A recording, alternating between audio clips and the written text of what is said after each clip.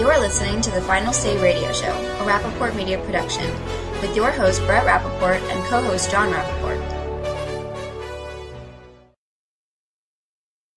Congressman Phil Roe is with us right now, and he's going to join us in another wonderful discussion. So welcome back to first of all, Congressman, congratulations on another re-election.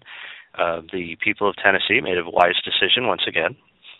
Well, Brett and John, thanks very much. I think the people of America made a wise decision this last Tuesday, and I certainly was very, very richly blessed in my district. I got 83% of the vote, and it's very humbling to know that 8.5 out of 10 voters have voted for you. That's pretty overwhelming for me. Well, that's exactly why we bring you on all the time, because we like you equally as much. Well, I had someone tell me yesterday at a veterans event, we're going to 10 of them over the weekend. As you all know, I'm a veteran, and so it's a very special time of the year for me. And I had a man who was 74 years old, and he said, Doc, he said, I took my flag down in November of 2012, and he said at 11:30 p.m. I mean, he said, I've had a flag over my home I've owned for over 30 years. He's a Marine veteran. He said, I went back out at 11:30 last Tuesday night and ran it back up again. So I think that's how a lot of people felt where we were. They didn't like the direction the country was going in. And certainly, I heard you just say the Republican Party's on probation. I totally agree with you. We have to perform, and we've got to bring through policies that will help the American people. And Brett, I think one of the things, the reason that I think the Democrats missed this was that you can talk about these numbers on recovery all you want to, but when people are having part-time work and their buying power is staying where it is, or the median families in this country have actually lost ground in the last 5 years, I think the thing that's helped them the most in the last month or month and a half has been the drop of a gallon of gasoline. That's helped people. That's put real money in their pocket. And that's the problem they've had, is that the cost of everything, milk and everything else, are going up for their families, and yet their spending money is going down. They can buy less. And I think that's what's missed. All these wonderful numbers they put out don't mean anything. They don't translate to your hip pocket. I couldn't agree with you any more on what you just said, and we say this all the time. It's the items that they refuse to put in the inflation calculation that are the items that most impact people. What your utilities cost, gas, food, clothing. I mean, these are the things that they say fluctuate too much to count. But, well, I think there's a reason they don't want to count them. But the American people are smarter than I think some give credit to. We feel the pain on a daily basis, and all we want is, one, stay out of our way, and opportunity, so we could make decisions based on our needs and the needs that we understand. And I'm not sure. I totally agree with you. Yeah. I was just going to say, I'm not sure that everyone in Washington fully hears our needs, or the needs of the individual people. And they may be able to deal more practically on things that we'll discuss throughout this program, such as major healthcare reform, or foreign policy, or key economic strategy and things of that nature. But when it comes to just creating jobs, I mean, could Washington really create jobs, or could the American people starting small businesses, or doctors such as yourself setting up practice, create jobs? Well, you and I both know that the jobs are not, not true. I have to disagree a little bit. I did a field hearing in Lexington, Kentucky, and on the Affordable Care Act, and one of the businesses there had about 65 employees. And they were having to hire another employee just to figure out how to navigate. And one of the Democrats, they said, oh, look, that was a job created. I said, no, that was a cost created, not a job created. This person could have used that capital to invest into their business. When you have banks in this country, community banks especially, that's where I do my banking, and us in rural America, that's where we bank, and many Americans do. They now have as many compliance officers in their community banks as they do loan officers. Those are costs where regulations, it created a job, but it really created a negative job, and you're right. When people put capital, take their hard-earned money, go down to the bank, borrow their uncle's money, their parents' money, go out and take the risk of opening up a business and being successful, or not being successful. That's what keeps you up at night, is this may fail, and I may fail the people who invested in me. That's who create the jobs in this country. I did it. You've done it. Other people in this country do it every day. And you know how important that is. If you remove the incentive or you greatly diminish the incentive, you're going to have a lot less of that critical job creation. But I'm glad, Congressman, that you brought up the basic concept of cost center versus profit center, because the DNC, especially if you look at some of Nancy Pelosi's comments about, if you listen to her, you would think that we should have the entire country on unemployment or welfare, because for every dollar, what does she say? For every dollar we spend, we get 3 back. And that tells me she doesn't have the first concept of the difference between a profit and a cost center in a business. Adding cost centers, even if you're creating jobs, ultimately will lead to the failure of that company. The net response to that is why we see the rise in China. When our cost centers go high, people immediately look to what? Cut jobs. Raise minimum wage, people will find they'll hire less people, and they'll buy more machines, probably made in Germany and Japan, maybe China soon. No, I agree. And if you've ever started and formed a business and realized the last person in that business to get paid is you, the owner, you're the last guy that picks up a paycheck. And once you realize that and recognize that, and there are so many wonderful people that I meet every day, and I live in the land of small business where I am in East Tennessee, and I look down at in Sevier County, where the Great Smoky Mountain National Park. And I drove through there the other day to go to an event with the chamber, and I don't know how many thousand small businesses I drove by, and I thought, golly, all of these people add to our economy, and maybe it's only 5 employees or 8 employees or 3 employees, but together it's powerful. And when you take those incentives away, as you talked about, you lose that power. And let me tell you what else you do. It's fundamentally American to do that, to take those risks and to incentivize those risks in the right way. And what we have done in this country is the big guys seem to be, for instance, the big Wall Street banks, they seem to be doing okay. But the community banks out here are struggling right now because of all these rules and regulations. And by the way, they're struggling with a problem they didn't create. No, in fact, many of those rules and regulations were probably, half a dozen or so major banks who made major catastrophic mistakes in convoluted derivatives that everybody knew was a Ponzi scheme, and all Ponzi schemes have to come to an end by definition, which, of course, you could say the same for our government. Congressman, I have a bit of a challenge question for you. So we've come off the election campaign. Clearly, the voice of the people was heard. But I think it was still, the reason I use the word probation, I think it still was much more, with the exception of individual districts like yourself. I mean, congrats on, 83 is just amazing. But in general, I think it was more an anti-incumbent Democratic leadership than it was the Republicans laid out a plan that we just are so in love with, let's get behind the Pied Piper. Is it your sense that the leadership is going to be willing to use reasonable tools at their disposal to countermand the president's threats to use his executive power like a tyrant? And I think probably the one that comes to mind the most for me isn't necessarily threats of impeachment, but it's actually the cohesive explanation of and the promise to deliver on defunding programs, just simply saying, pass all you want, we won't put any money behind them, and they won't do anything. Is that a reasonable approach, and do you think we have the leadership mettle to do that? I think it's the approach you have to use and have to take, and it's the real approach you have so that our listeners understand what's happened up until now. I've been in Congress now, finishing my 6th year, and it's taken me a while to really understand how this government actually works or doesn't work.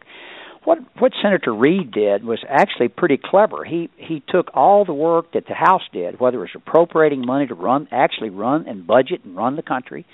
He simply laid them on his desk and did nothing for them. That created 2 things. One is you keep funding the government with continuing resolutions exactly like you are, so all these, whether it's Planned Parenthood or the EPA or whatever it is you might want to move money around in, you can't do it. Otherwise, you shut the government down. We did that a little over a year ago. That didn't work.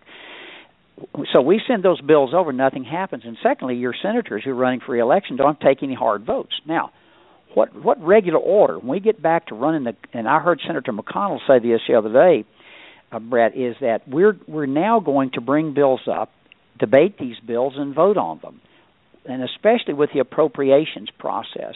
And what that will allow you to do is allow you to cut money off in things that you don't want. You can move that money around. We have a certain amount. There's a cap that we can spend, but how we spend it, we can move it around. Let me give you a perfect example.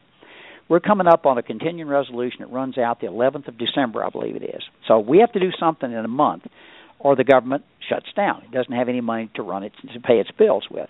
So let's say the president decides he wants to go ahead and do some ink pen immigration reform, and he does that. What we can do is we can pass, and I was ready to go ahead and vote for an omnibus bill so the new Congress could start all anew and begin all over again. And from listening to the president the other day, he's either tone deaf or he's just oblivious to what happened in the last election. I would vote for a short-term CR, continuing resolution, and use that to cut the funds off. Not give the funds for the next year, but begin able to defund whatever he does and do this like it should be, which is bring the bills up in the House, debate them, vote on them, send them to the Senate, debate them and vote on them, go to conference, and send it to the president. So absolutely, that's what I'm going to do. I'm going to use that cut, as we call it, stepping on the hose pipe of the oxygen, which is the money these departments run on. They don't have any money, they can't run them.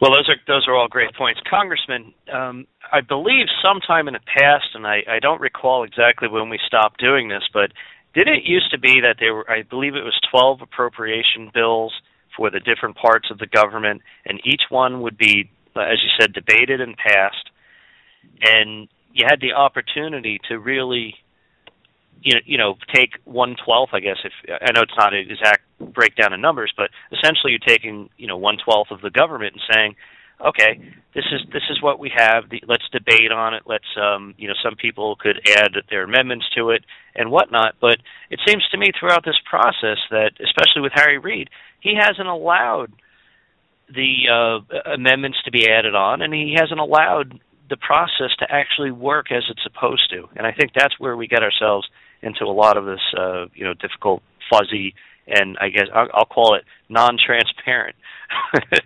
activity that we see. And I don't know what other word to really use for it, to be honest with you, but I don't like it. Well, that's absolutely correct. So that our listeners understand, there are really two parts to a federal budget. One is mandatory spending, and mandatory is current law, and that would be, and some of Obamacare is current law. So you've got Social Security, Medicaid, Medicare, food stamps, interest on the national debt. That's got to be paid. But the part that we negotiate on each year, the appropriations part, is the Department of Defense, Education, Homeland Security, National Parks, and so on, and that's about $1 trillion. 12 or $15 billion there. So we can shuffle that money around in an appropriations process. We passed 7 appropriations bills this year. Part of it's to fund the VA. Sent that over to the Senate. Not one of those appropriations bills ever came up for air. Not one. So that's why we're doing a continuing resolution. Either that or the government gets shut down. What Senator McConnell is going to do is bring those appropriations bills up for a debate them in the light, let people see what's in there, and we'll vote on them and stand by your vote. That sounds fine by me. That's the way it ought to be. Absolutely. And that's really leadership, and it's transparency, which is what the president had ran on years ago already. And it's really what the American people expect. They don't want to be lied to. They don't want to be deceived. They want to understand what their government's looking at and what they're discussing with regards to their future. But look, I don't care. I don't care what the Senate votes on. They have to face the voters just like I do, but at least vote on something so we can get it into a conference and then work out our differences. And if we can't, that bill doesn't go anywhere. But if we can, it can get passed. Right now, the American people have been denied of that debate. Let me give you one little statistic that absolutely blew my mind. Sheila Jackson Lee, a congresswoman from Houston, Texas. There are 435 of us in the House. She was allowed to have more amendments ruled in order and debated on the House floor than the entire 45 Republican senators were allowed to vote on in the Senate. One person. Pretty amazing. That is incredible. Congressman, I have a question with regards to, I'm sorry, John, could you step in for a sec? I've got a dog in the background. Sorry about that. That's what happens when you bring dog in the studio. Hey, John, that sounds like my house. It's always. Well, you know how much chaos it always is for Brett, especially because he's very prolific. He keeps a little busier than I do. One of the things that the way I would sum up what you two are just describing here is sort of a level of arrogance. Now, first off, I think it backfired because I think I've been frustrated with leadership across the board, but I put a lot more blame weight on the DNC, and it is, in my opinion, such a huge problem in governance that Harry Reid had placed on basically blocking everything. But I think the expectation there, based upon the prior election, was that this was part of a strategy. There's a lot of arrogance, but it was a part of a strategy because I think they assumed that the Republicans were going to take the hit for that. And as we just saw, the DNC actually took the hit for that. Now, I'm not so naive as to think that he or Nancy Pelosi in a leadership position again would change the mantra. But I think to some degree, I hope the Republican leadership is strong enough to kind of turn around and say, you sort of set the rules on this, and I don't think we should not at all reach across the party, but I do think we need to really lead strong but be vocal and say, look, when you were in control, you had no problem with not allowing us to have virtually any voting or any say-so or have the bills even brought to the floor, so you're not really in a position to complain if we play by the rules that you created. And while that in and of itself is not leadership, if you take that attitude, but in return you really do what Newt Gingrich did. You bring a simple, cohesive plan to the table that sounds to the average American that pass or fail, at least it looks like a plan that's trying to do something good for the country. Hopefully we'll get the backing. John, I think that's exactly what we need to do, and I think you're going to see that. And I think from the very get-go, I am so excited about several things in this country that if we could get going, we could really help people. And I'm talking about the people I grew up with and came from. My dad was a factory worker, lost his job to Mexico over 40 years ago. So I'm very aware of what happens to middle-class families when they lose their jobs. And what I would want to see us do is to recreate that growing, vibrant middle class. And one of the things you can do to do it is to make sure we are energy independent and make sure we have inexpensive energy. Probably the thing that affects where I live more than anything is the price of a gallon of gas. When you see gas go down $1 a gallon, you've just put $7,500 a month in people's pockets, in their hip pocket, that they can spend on a coat for their child or new tennis shoes to go to school or whatever they want to spend it on. The other thing I think you're going to see, I think that's one of the first bills you'll see, the Keystone Pipeline bill, I think will go very quickly to the president's desk. It'll get debated quickly. I think tax reform to repatriate all this money that's offshore that people want to invest here. And in our state of Tennessee, we've done something. I think I've got to give us a little shout-out here. Obviously, education is the key, and I serve on the Education Committee, is one of the keys to getting our people competitive worldwide. And our state just made any high school graduate who's graduated from a high school in the state of Tennessee can go to the community college or to one of our technical centers, 26 of them around the state, for free for 2 years. So, and what your payback is, you have to donate some time to community service. That's what you have. That's the only payment we have. So we're investing that heavily into education, which I think is the future and is going to make our state look pretty good. But I think getting things to the table and to the president's desk that help regular people out there that are struggling right now is what Republicans better do. Oh, I completely agree with you. I know we're getting short on time, so two things I'd like to add here to the discussion. The first is with regards to China. I'm looking in a Wall Street Journal today, and I'm sure you've seen this as well because it started on the front page, and they're talking about Beijing's new idea for an Asian map where all roads lead to China. They're talking about investing in infrastructure in the neighboring countries and giving money in terms of foreign aid to help develop really the growth of China at the expense of their neighbors. But they're looking to control that region.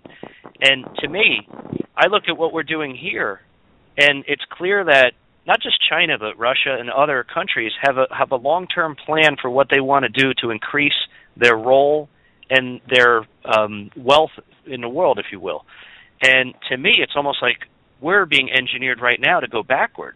I'm not talking about Congress. I'm talking about this White House. And I think the only way to create a prosperous future for the American generations that are working today and the ones that are, first, K through 12 now, the ones who are in college that are going to come out in a couple of years looking for jobs, is to do this type of thing, invest in the future. Brett, we right now are rudderless in this country. We're adrift. If we're a sailboat, the sail is down with a brisk wind blowing. That's where we are right now. If you ask someone right now, what direction do you think America should be going, they couldn't tell you what that direction is. I can tell you in 1 minute. Number one, if I could be president of the United States for 1 month, I would have a coherent energy policy, and the world would know that we're going to be energy independent.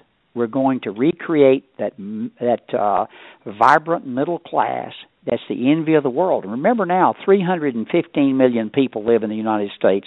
1.4 billion live in China, and we produce more goods and services than they do.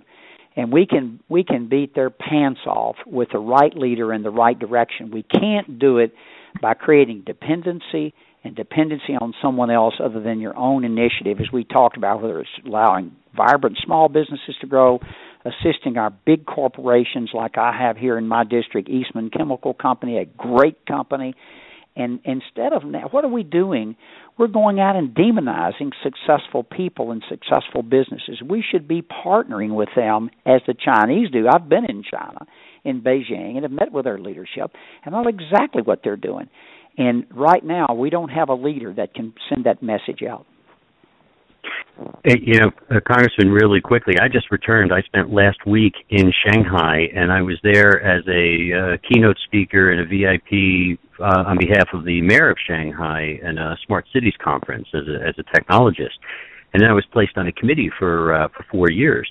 And one of the things that I took particular note of is how well organized and how effective their planning is to take a leadership role. Forget all the other issues that we face as competitive nations, some of which are more nefarious than others. But even if you look at it from a pure, ball field type competitive nature, you use the term rudderless. They're unfortunately the exact opposite. They, as you know, have a sequence of 5-year plans that they are managing brilliantly, and we can't compete against that unless we turn back our innovation engine and let it run full bore and get, as you were pointing out, get Main Street America to kind of re-embrace being part of the system and stop asking the government to do what they can for them. And they will. And to quote one of my favorite philosophers, we've just finished the World Series. So I'm going to quote Yogi Berra for our country. If you don't know where you're going, you might end up someplace else. And that's it. We're heading someplace else right now, I think. And that's not what America is. That's not how we were formed. We have the most wonderful document called a Constitution to follow that the world is the envy of, giving us individual liberty and freedom. And right now, all you need to do is unleash that freedom with a little idea. Look, as I was a mayor of Johnson City, we planned several years ahead what we wanted to do, about how we grew our city. It's a great city to live in. And it didn't just happen by accident. It took careful planning and consensus building. And right now, we don't have that in the White House. Absolutely. And hopefully in 2 years we will. And I guess that depends on the party that now controls the House of Representatives and the Senate to do the best they can to come up with creative and innovative ideas to help try to resolve some of America's problems. And hopefully the president will get on board and sign some of them and not just veto them. I think he certainly could. I didn't get that the other night, but it's the other day during his press conference. But that was just after a fresh pounding, so that could change, and hopefully it will. He will not look at himself, but look at what's good for the country. Absolutely. Well, Congressman, it's always a pleasure to have you on the program, and we thank you for taking so much time with us. But if you could share for our listeners your website so they can go find out more of the things that you're working on, but also support you. thanks very much. It's www.roe, that's ROE.house.gov. And I think you're having Jim Swift on, is that right? Yes, we are. Yeah, with Fred Barnes and at the Weekly Standard. Fred and I share something in common. We both are basketball nuts. We love basketball. So I've attended the last 2 Final Fours with Fred Barnes. He's a great guy. Oh, that's fantastic. Well, I went to Syracuse, so we're pretty good, but we could use a few more championships. You guys are not pretty good. You're really good. Well, he's done a great job. He really has. But anyway, Congressman, it's always a pleasure. We'll talk about basketball more off. Oh, it's getting started. I'm ready. I'm ready, too. I've been waiting. Well, my Giants are done already, so I'm ready for basketball. And the Jets. You left the Jets out there done, too. Yep. Again, Congressman, thank you so much. Take care. Thanks, guys.